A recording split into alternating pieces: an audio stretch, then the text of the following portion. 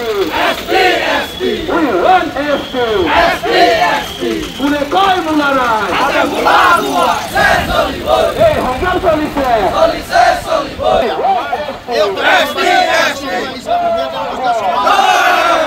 No rest. Family. Zagi boy. Zagi boy. We want ST. ST. No ST, no rest. No rest. No ST, no rest. No rest. We want ST. ST. Zindabad.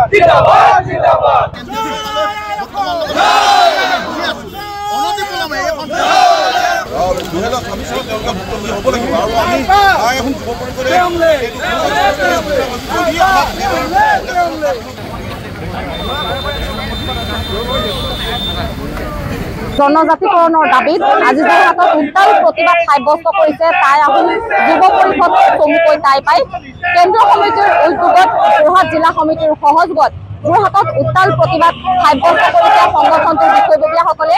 ইয়াৰ যোৰহাট ষ্টেডিয়ামৰ পৰা প্ৰতিবাদী সমদল উলিয়াইছে আৰু যোৰহাট জিলা আয়ুক্ত কাৰ্যালয়ৰ সন্মুখত ধৰ্ণা কাৰ্যসূচী ৰূপায়ণ কৰিব। মোৰ সহযোগে দেখুৱাব যোৰহাট জিলা সমিতিৰ উদ্যোগত কিতাপৰ মহকুমা সমিতিয়ে সহযোগিতা আগবঢ়াইছে। কেন্দ্ৰীয় সমিতিৰ আহ্বানত এনেদৰে টাই আহোমসকলক জনজাতিকৰণ স্বায়ত্ত শাসন আৰু আহোমলেণ্ডৰ দাবীত বিক্ষোভ কাৰ্যসূচী ৰূপায়ণ কৰা হৈছে আৰু যোৰহাট ষ্টেডিয়ামৰ পৰা সংগঠনৰ বিষয়ববীয়াসকল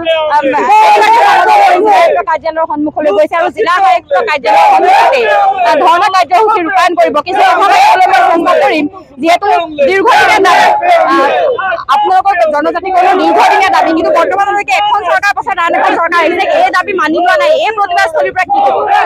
আমাৰ কথা একদম স্পষ্ট, যেতিয়ালৈকে আমাক জনজাতিকৰণ মৰ্যাদা প্ৰদান কৰা নহয়, অসম চৰকাৰে আমাক বাৰম্বাৰ প্ৰতিশ্ৰুতি নামত প্ৰতিশ্ৰুতি প্ৰতাৰণা কৰি আছে। এই প্ৰতাৰণা আৰু প্ৰতিশ্ৰুতি আমি প্ৰত্যুত্তৰ দিবলৈ আজি আহোম ৰাইজ একত্ৰিত হৈছোঁ। যোৰহাটত আমি আহোম একত্ৰিত হৈছোঁ আৰু আমাৰ উদ্দেশ্য এটাই, যদি জনজাতিকৰণ চৰকাৰে যদি ভাবি আছে আহোমসকলক কেৱল প্ৰতাৰণা কৰি থাকিম, প্ৰৰোচনা কৰি থাকিম, হিমন্ত বিশ্ব শৰ্মা ডাঙৰীয়াই যদি ভাবি আছে আহোমক প্ৰতাৰণা প্ৰবঞ্চনাৰ মাজেৰে তেওঁলোকে পুনৰবাৰ নিৰ্বাচন পাৰ কৰিম, 26ৰ ইলেকশ্যন নিৰ্বাচন, সেয়া কিন্তু তেওঁলোকৰ ভুল ধাৰণা। আজি আহোম সজাগ হৈছে, টাই আহোম যুৱ পৰিষদ আজি সজাগ হৈছোঁ আৰু প্ৰতিটো জাতি জনগোষ্ঠী কিন্তু একত্ৰিত হৈ আমি 2026 চনত প্ৰত্যুত্তৰ দিবলৈ সাজু আছোঁ। কেৱল মাত্ৰ প্ৰতাৰণা নহ'ব, কাম উচিত যিটো আমি বিচাৰি থকা হৈছে টাই আহোমসকলক জনজাতিকৰণ মৰ্যাদা স্বায়ত্ত শাসন প্ৰদান কৰা, লগতে যি শদিয়াৰ পৰা কলিয়াবৰলৈকে আহোমসকলক যি আমাৰ আহোমলেণ্ডৰ দাবী, সুকীয়া জনজাতীয় ৰাজ্য দাবী আমি প্ৰদান কৰা হৈছে বিজয় ৰাজখোৱাৰ নেতৃত্বত, সভাপতি বিজয় ৰাজখোৱাৰ নেতৃত্বত সমগ্ৰ অসমত আমাৰ এই আহোমলেণ্ডৰ দাবী কৰা হৈছে আৰু এই দাবী নামানিলে কিন্তু আমি 2026 চনৰ নিৰ্বাচনত প্ৰত্যুত্তৰ দিবলৈ আমি সাজু আছোঁ।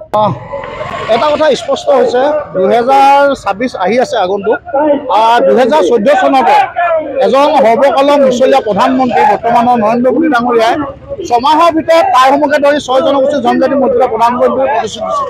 আজি প্ৰায় 10 বছৰ হ'ল এই প্ৰতিশ্ৰুতি যেন ক'ৰবাত যেন হেৰাই গ'ল, এনেকুৱা আমাৰ অনুভৱ হৈছে। আমি আশাবাদী আছিলোঁ এই চৰকাৰখনৰ পৰা, আশা কৰিছোঁ তেওঁলোকে 2026 চনৰ প্ৰাকখনত যদি টাই আহোমকে ধৰি 6 জনগোষ্ঠীৰ জনজাতি মৰ্যাদা নিদিয়ে, তেওঁলোকে বিজেপি চৰকাৰখনক এবাৰ আমি ব্ৰহ্মপুত্ৰত দলিয়াই দিবলৈ আমি বাধ্য। আৰু এটা কথা আমি স্পষ্ট কৰি দিওঁ, যি এই 6 জনগোষ্ঠীৰ জনজাতিকৰণ হ'লে অকল টাই আহোমকে যে লোকসকল ইয়াত সুৰক্ষিত হ'ব এনে নহয়, বিদেশী চৰণীয়া পথাৰৰ পৰা এই অসমখন সুৰক্ষিত হ'ব। তাকে আমি আজি যোৰহাটত বিক্ষোভ কাৰ্যসূচী ৰূপায়ণ কৰিছোঁ আৰু চৰকাৰক আমি দাবী উত্থাপন কৰিছোঁ, অনতি পলমে টাই আহোমকে ধৰি 6 জনগোষ্ঠীৰ জনজাতি মৰ্যাদা প্ৰদান কৰক। হয়, এনেদৰে আজি প্ৰতিবাদী কাৰ্যসূচী ৰূপায়ণ কৰা হৈছে। উত্তাল প্ৰতিবাদ সাব্যস্ত কৰিছে টাই আহোম যুৱ পৰিষদে আৰু যদিহে আহোম জনগোষ্ঠীক জনজাতিকৰণ নিদিয়ে তেনেহ'লে 2026ত প্ৰত্যুত্তৰ দিয়া হ'ব বুলি উল্লেখ কৰিছে আৰু এনেদৰে প্ৰতিবাদী সমদল উলিয়াই জিলা আয়ুক্ত কাৰ্যালয়ৰ সন্মুখলৈ ৰাওনা হৈছে প্ৰতিবাদকাৰী আৰু কেন্দ্ৰীয় সমিতিৰ নিৰ্দেশত আজি যোৰহাট জিলা সমিতি আৰু কিতাপৰ সমিতিয়ে এনেদৰে প্ৰতিবাদী কাৰ্যসূচী ৰূপায়ণ কৰিছে আৰু তেওঁলোকৰ জনজাতিকৰণৰ দাবী, সেই দাবী মানি ল'বলৈ আহ্বান জনাইছে।